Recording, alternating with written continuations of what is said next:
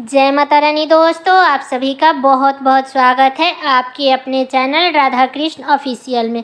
उम्मीद करती हूँ आप लोग बहुत अच्छे होंगे। तो ये बताने के लिए कमेंट बॉक्स में जय माता दी ज़रूर लिखें। तो चलिए दोस्तों, आज हम इस वीडियो में मंगल प्रदोष व्रत की कथा सुनेंगे जो कि 9 जनवरी को 2024 में पड़ा है। तो सबसे पहले चलिए बता देते हैं कुछ मंगल प्रदोष व्रत के बारे में, उसके बाद हम लोग कथा सुनेंगे। तो आप लोग वीडियो के लास्ट तक बने रहिएगा। तो पौष मास के कृष्ण पक्ष की त्रयोदशी तिथि को प्रदोष व्रत किया जाता है। तो इस बार यह शुभ तिथि 9 जनवरी दिन मंगलवार के दिन ये पड़ा है। तो तिथि मंगलवार के दिन है, इसीलिए इस प्रदोष व्रत को हम भौम प्रदोष व्रत के नाम से जाना जाता है। हर माह में आप लोगों को तो पता ही है कि दो प्रदोष व्रत होता है, एक शुक्ल पक्ष की और एक कृष्ण पक्ष की। तो अब बता देती हूँ कि त्रयोदशी तिथि के दिन हम प्रदोष व्रत करते हैं।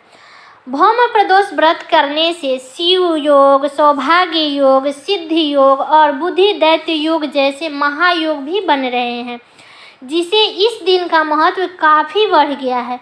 भौम प्रदोष व्रत के कथा सुनने एवं कहने से बहुत ही पुण्य मानी जाती है और इस कथा से पूजा भी पूरी होती है और भगवान शिव का आशीर्वाद प्राप्त होता है। जीवन के सभी कष्टों से आप दूर रहेंगे। तो चलिए दोस्तों, सबसे पहले मंगल प्रदोष व्रत की कथा सुनते हैं। तो कथा पूरा सुनिएगा। एक बार सूत जी बोले, अब मैं आपको उस एक बुढ़िया की कथा सुनाता हूँ जिसने यह व्रत किया था। मोक्ष का प्राप्त भी हुई उस बुढ़िया को। अनंत प्राचीन काल की घटना है। एक नगर में एक बुढ़िया रहती थी। उसके मंगलीय नाम का एक पुत्र था।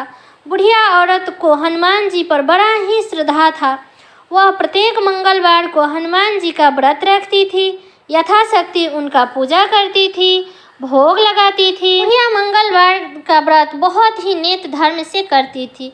बुढ़िया मंगलवार के दिन ना तो घर को लीपती थी और ना ही मिट्टी को खोदती थी। इस प्रकार से व्रत रखती थी। जब उसे व्रत रखते काफ़ी समय बीत गया तो हनुमान जी ने एक बार सोचा कि चलो आज इस बुढ़िया का श्रद्धा की परीक्षा लेते हैं। तब हनुमान जी ने साधु का भेष बनाकर और बुढ़िया के द्वार पर आ पहुँचे और पुकारने लगे, यहाँ कोई हनुमान जी का भक्त है जो हमारी इच्छा को पूरी कर सके। तब बुढ़िया ने आवाज़ सुनकर बाहर आई और साधु जी से पूछी, क्या बात है? तब साधु जी भेषधारी हनुमान जी बोले कि मैं बहुत भूखा हूँ, तू मुझे भोजन करा दे। तब बुढ़िया बोली, आइए बैठिए। तब साधु जी बोले, तू पहले थोड़ी सी ज़मीन को लीप दे। तब बुढ़िया बड़ी दुविधा में पड़ गई। तब बुढ़िया ने हाथ जोड़ के अंत में कहा कि हे महाराज, लिपना और मिट्टी खोदने के अतिरिक्त जो काम हो आप वो कहें, मैं वो करने के लिए तैयार हूँ, क्योंकि मैं न मंगलवार के दिन लिपती हूँ और ना ही मिट्टी खोदती हूँ। साधु जी ने 3 बार परीक्षा करने के बाद कहा कि तू अपने बेटे को बुला, मैं उसे औधा लिपटाकर उसके पीठ पर आग जलाकर भोजन बनाऊंगा। बुढ़िया ने सुनी तो उसके पैर तले उसकी ज़मीन ही खिसक गई। मगर बुढ़िया वचन का हार चुकी थी। उसने अपने पुत्र मंगलीय को बुलाया, पुकार कर साधु के हवाले कर दिया। मगर साधु से इतने करने पर मनमाने नहीं हुए। उन्होंने बुढ़िया के हाथ से ही मंगलिया को औधा लिपटाकर उसके पीठ पर आग जलवाई। आग जलाकर बुढ़िया ने दुखी मन से अपने घर के अंदर चली गई।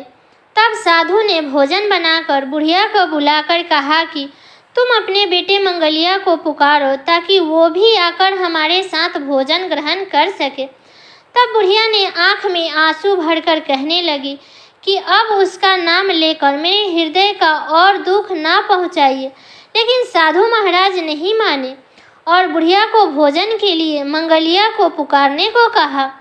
पुकारने के थोड़ी ही देर में मंगलिया बाहर से हंसते हुए घर में दौड़ा आया। मंगलिया को जीता देखकर बुढ़िया को बड़ा आश्चर्य हुआ।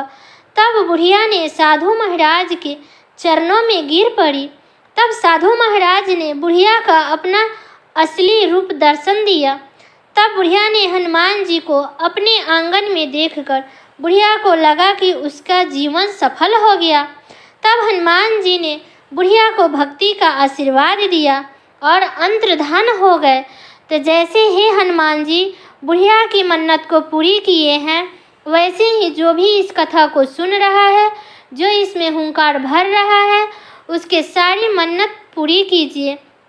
तो चलिए दोस्तों, ये वीडियो मेरा यहीं तक का था। उम्मीद करती हूँ आप लोगों को इससे बहुत कुछ सीखने को मिला होगा। तो कमेंट करके ज़रूर बताइएगा कि कैसा लगा ये वीडियो। अगर चैनल पे नए आए हैं तो चैनल को सब्सक्राइब कर दीजिए, बेल आइकन को प्रेस कर दीजिए ताकि मेरे वीडियो का नए नोटिफिकेशन आप सभी के पास सबसे पहले पहुंचे।